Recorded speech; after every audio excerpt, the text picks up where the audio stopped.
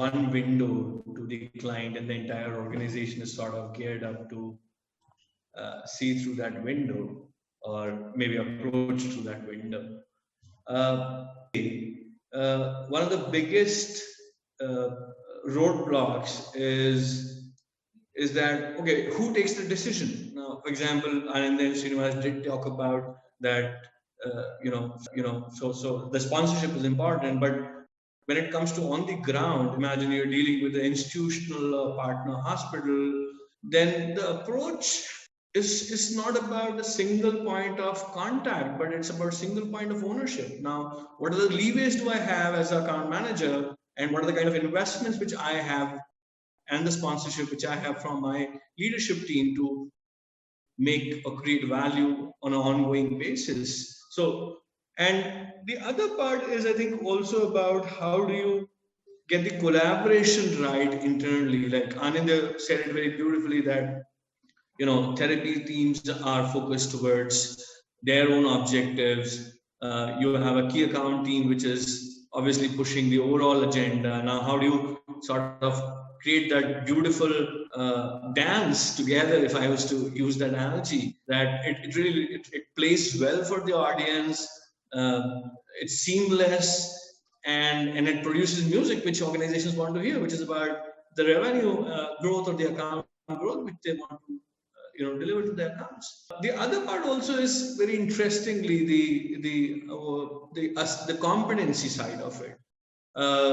So in the work what we have done so far with various organizations, and this is obviously the culture is important, but this is in addition to that. Do I have the right people for the right roles in when it comes to a key account management?